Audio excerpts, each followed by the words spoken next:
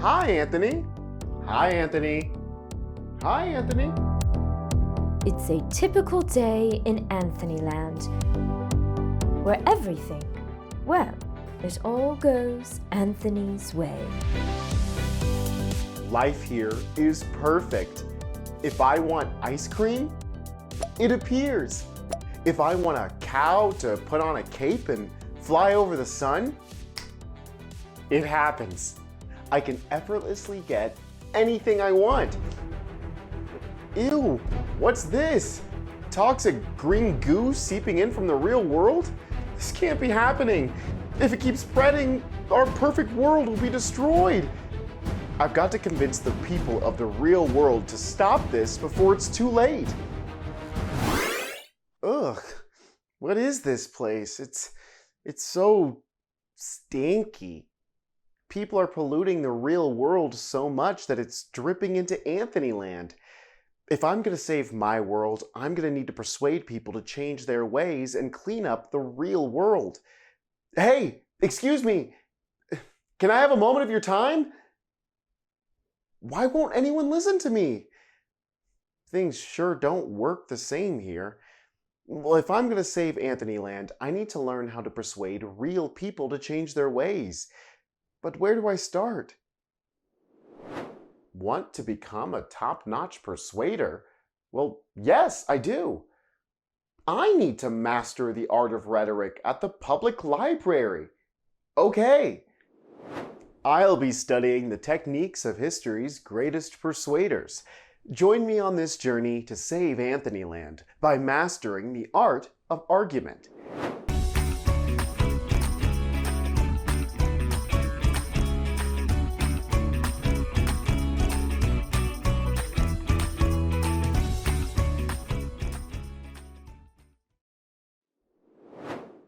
To save Anthonyland from that awful green goo, I need to become a master persuader.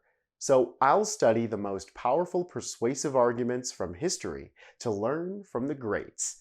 That way, I can fill up my own rhetorical device toolbox and persuade the real world to save Anthonyland.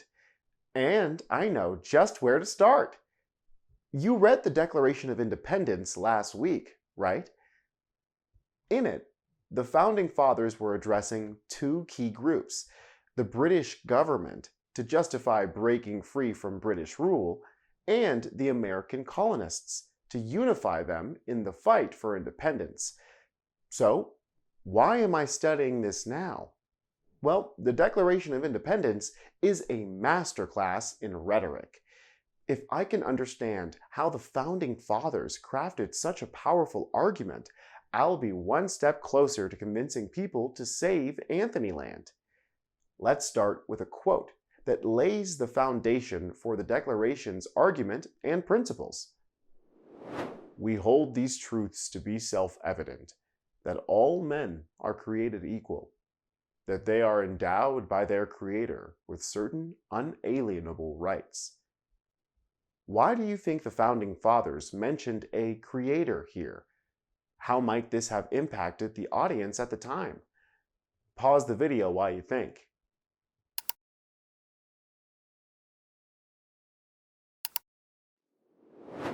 The Creator seems to be making a reference to religion, which the audience cared a lot about. I bet this made them buy into the importance of the argument, like even a higher power supports it. This reference is called an allusion. That's when you reference a well-known person, place, event, or work of art, which can add deeper meaning or context to what's being said. By alluding to a creator, the authors suggest the rights declared within are not just human-made, but divinely ordained. It appealed to the audience's sense of morality and shared religious beliefs, making the claim more persuasive by connecting with the audience on a deep personal level.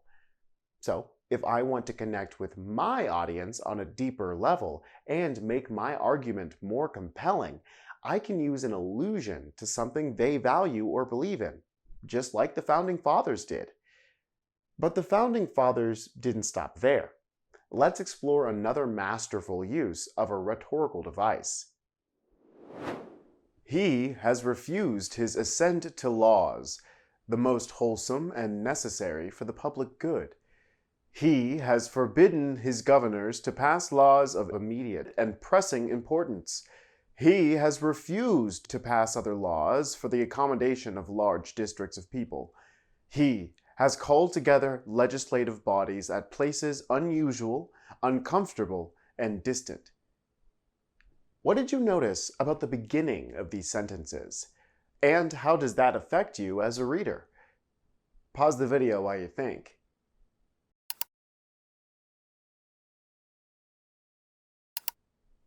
The repetition really drives home the point, doesn't it? This is actually a rhetorical device called anaphora, which is a type of parallel structure that repeats a word or group of words at the beginning of sentences, clauses, or phrases. Authors use anaphora to emphasize a point, making it more memorable and impactful. Now, let's think about how anaphora contributes to the argument here. What role does it play in the structure of the Declaration of Independence?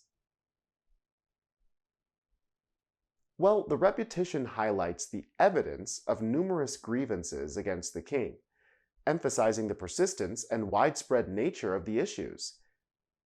But for any argument to be effective, it's got to impact the intended audience. So, how might this use of anaphora have appealed to the audience at the time? Pause the video while you think.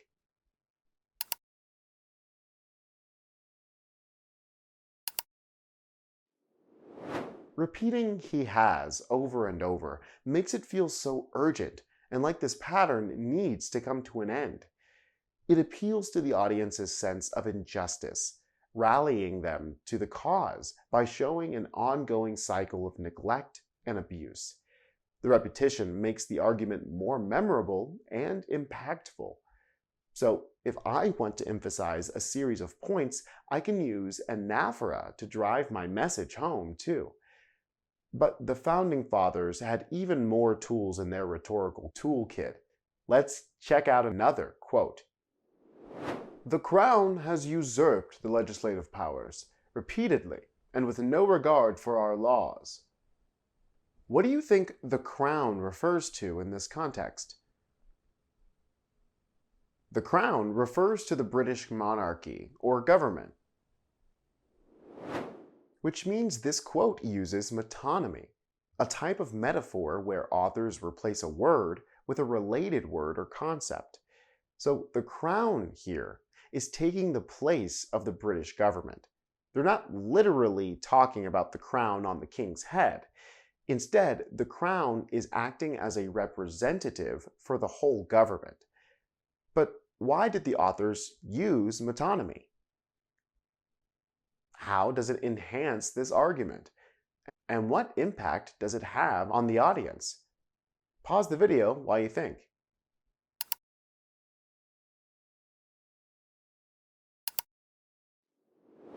I'm thinking that American colonists probably viewed the crown as a symbol for the entire British government, which they saw as the source of their suffering.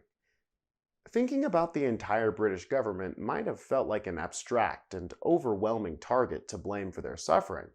It's composed of so many different people, laws, and ideas which can be hard to focus on. But a crown is a simple, recognizable symbol, and by using the crown as a stand-in for the government, the Founding Fathers created a clear and concrete target for people to unify against. So, if I want to create a clear target for my argument and rally my audience around a common idea, I can use metonymy. This will help make my argument more direct and impactful as I worked to save Anthony Land. We've covered a lot today. Rhetorical devices are powerful language techniques that authors use to achieve specific effects and purposes. The Founding Fathers used these devices to shape their arguments, engage their audience, and ultimately change the course of history. As readers, recognizing rhetorical devices helps us understand the author's intent and the power of their message. As writers, we can use these techniques to make our own arguments more compelling and impactful. Well, I need to get back to Anthony Land to prepare my argument for the real world city council. And this week, you'll be reading one of the most compelling arguments ever written. So, Anthony returns to Anthonyland, but he'll be back in the real world next time to learn even more from the masters of persuasion. Hi, Anthony. Hi, Anthony. Hi, Anthony. If we can master the argument, we can transform our words into power. See you next time. Hey, hey.